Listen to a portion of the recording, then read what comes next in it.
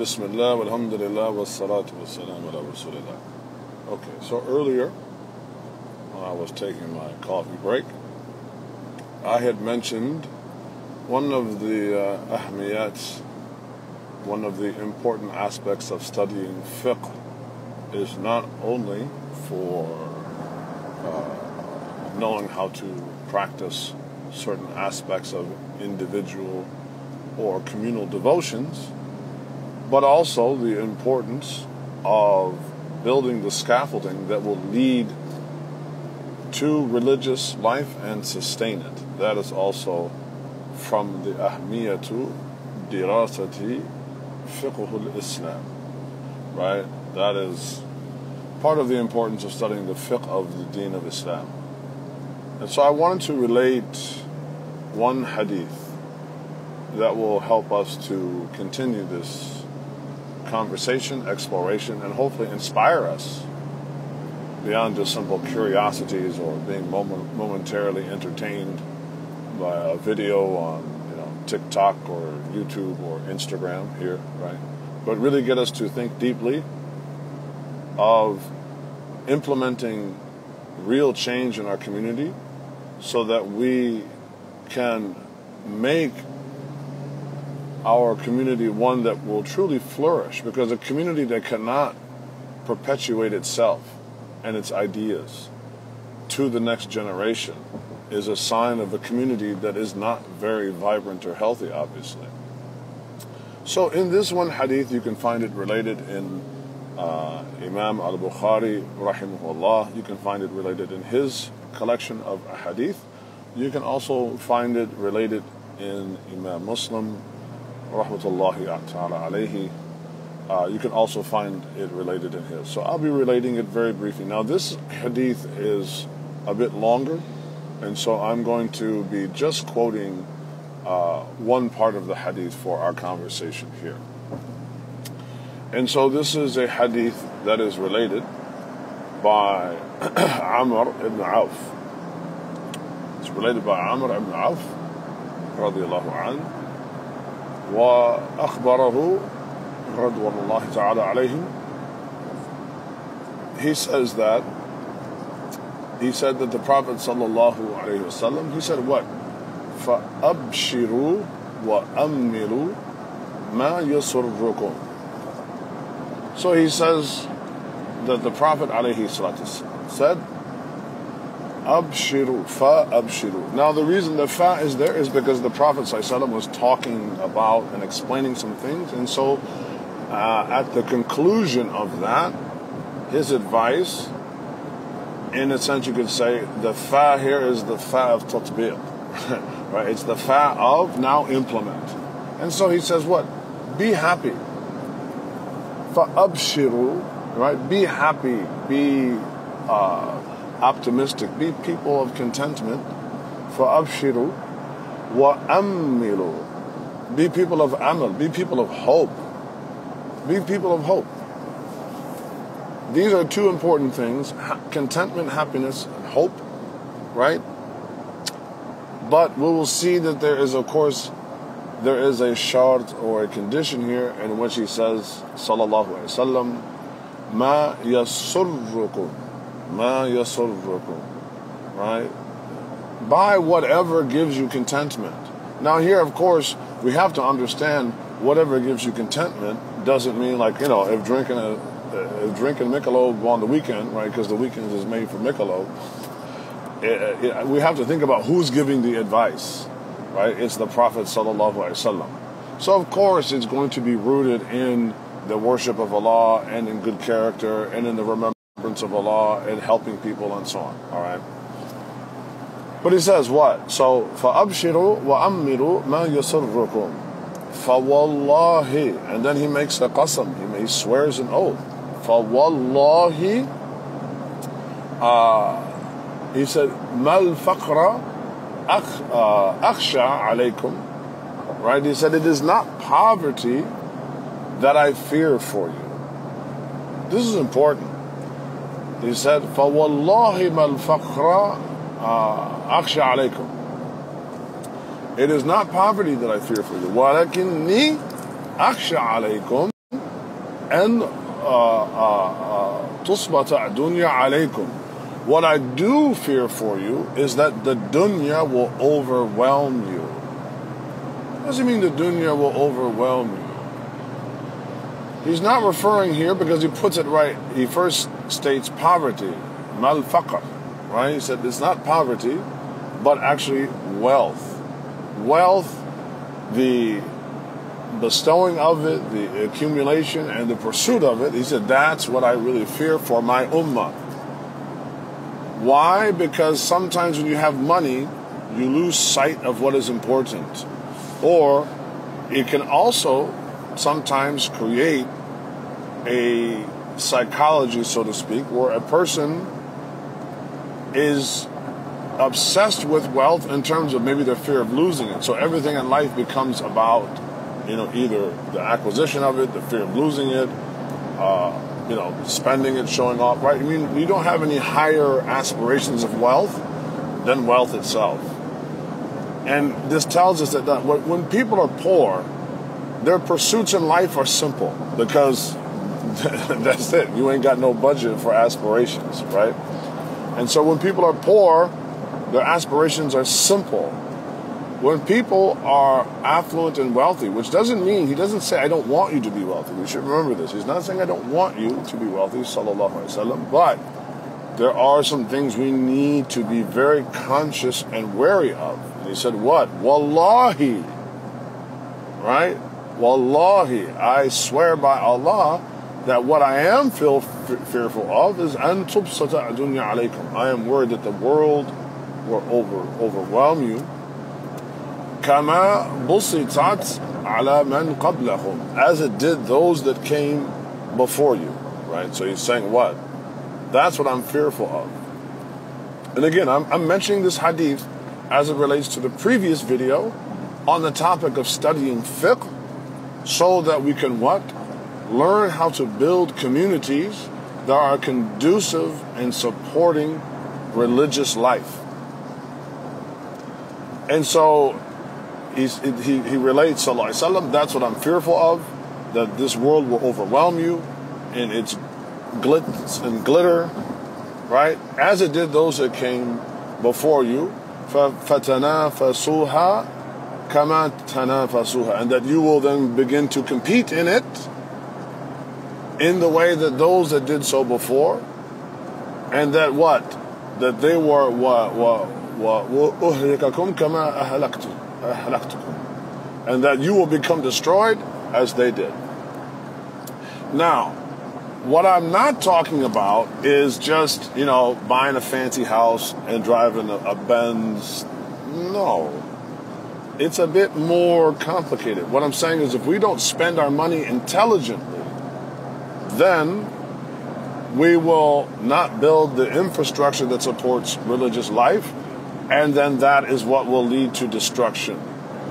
If we only indoctrinate our children in the pursuit of wealth of no greater purpose other than either prestige or even doing things for our family. As we mentioned this weekend, I taught a class in the Bay Area on the Ashrat al-Sa'a, on the conditions of which the final hour will come established. And we read about one of the things that leads to destruction at the end of time is ghafla and lahu, right? Becoming distracted and becoming heedless. And so at the end of the 63rd chapter of the Quran, Surah Al-Munafiqun, Allah Ta'ala relates advice at the very end of that chapter about hypocrites. He tells us, Ya ayyuhal ladina amanu, la tulhikum amwalukum wala awladukum an dhikrillah. O you who believe, do not allow yourselves to become consumed or distracted through your wealth and your accruing of it, or your children, because that is one of the abawab to nifaq, is one of the doors to hypocrisy, and that we spend all of our time pursuing wealth, And then we think, oh, I'm gonna spend my money and give it to my family and such, which is, alhamdulillah, that is definitely, nafaqat al-ahl sadaqah, right? That the spending of money upon one's family is sadaqah. But if it becomes to the point where you are not also, as the one doing that, establishing and keeping your relationship with Allah, then it becomes a kind of hypocrisy, right? And so we have to also teach our children that wealth is great, but it has important uses that far supersede a few little glitz and glamour things, or far supersede what size of house you can live in, or far supersede, right? There are wonderful things that we can do in this life if we do acquire wealth that can be of great benefit to us, others, and of course to our akhirah. And one of those is we have to do more than build masajid. As I said before, if in Imam al-Majaji's book, he begins his chapter on janazah, he begins his chapter on funerals talking about what? Sitting with and being with the dying. And so when we talk about having, Muslim funeral homes and whatnot, we need to have more than just a place that is just for kafan and dafan and qabr, right? More than just ghusl, kafan, dafan, and qabr, right? More than just simply, washing the body, shrouding the body, and burying the body, right? Because janazah and the study, the fiqh of janazah begins being with the dying to accompany them on to the next life, as a benefit for them and as a reminder for us. So our funeral home services should also, as an extension, have staff or people that can be on call. Because this happened the other day. I was actually traveling up to the Bay. A young man called, and he's not Muslim. His mother is. And I was in a horrible area. I was literally going up PCH Highway. I was like literally looking over like a 3,000-foot cliff at the ocean, right? It was dark. I could hardly see, and I had hardly any cell phone service. And I was able to scratch out that this kid was like crying on the phone, and it's like, my mom is dying in the hospital with stage 4 cancer. And what I need is I need a Muslim to come here and do something, right? He's not Muslim. His mom is. And so I'm trying to figure out what this kid wants. So I reached out to a group of people and said, hey, can somebody, because I'm on the road, I can't handle this. Can somebody please reach out to this kid? Here's his phone number. This is his mom. She's in this hospital. Here's the room number. She's at stage 4 cancer and dying. She needs somebody to come there to be with her. The response that I got from the Muslims was, can they fill out a form? Can you send them to this website to fill out a form? I was livid. And I hope that some of the people in that WhatsApp group, I hope they do catch this video. Because to me, that was absolutely embarrassing. And it was a dereliction of duty. And these are supposedly from the people that understand fiqh. I was livid. And so I responded back and told them, like, no, man, one of you needs to get on the horn, call this kid, and either you or appoint somebody, go there and be with them. And so finally, apparently they did, because the kid then called me back yesterday, very emotionally. It's like, I just really want to thank you and the community for coming out and doing that and being with my mom and such. We have to make our study of fiqh also the means of building the infrastructure of making a community that supports and is conducive to religious life. That's just one example. Or what the Prophet ﷺ is saying here, like, right, don't just, I'm worried that your pursuit of wealth in this dunya is going to destroy you, not simply because you're going to be wealthy, but it's because you're not going to be intelligent in your use of wealth. Right? You're not going to be intelligent in your use of wealth, and you'll destroy. What is one of the ways that we will destroy ourselves through wealth? Very simple, you can look at. We have how many masajid that we build? And it costs millions of dollars to build these masajid, and it costs hundreds of thousands of dollars every year to run them. We don't invest any money in the human beings that will actually make anybody want to go to those masajid, because the board, nobody goes to the masjid for the board. People will go to the masjid because of who the imam is. We spend no money on human capital, and we don't build anything other than masajid. We need schools so that our children don't have to go to public school and be turned into kuffar and to LGBTQ and all this other nonsense. So by not spending our money intelligently and only thinking of status and only thinking of neighborhoods and not thinking collectively as Muslims, we can see very simply in the nasiha and the maw'idah of the Prophet ﷺ that if we don't learn to spend our money wisely, yes, we will be destroyed like those that came before us. It's not only like they just bought so many Lexuses that they destroyed themselves. No, it's because they didn't spend money on the right things. That is why. And so I'm gonna, inshallah, maybe continue to do this and make a small little series of reminders about how the study of the fiqh, even just the fiqh of ibadat, needs to also be looked at. How then are we building infrastructure in the community to facilitate the ibadat shakhsiyan wa majmu'iyan, right? How are we doing it to facilitate the worship of Allah, not only individually but also collectively, right?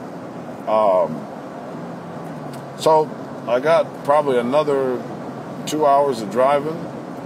Hopefully my signal is holding up and you got some of that, I don't know.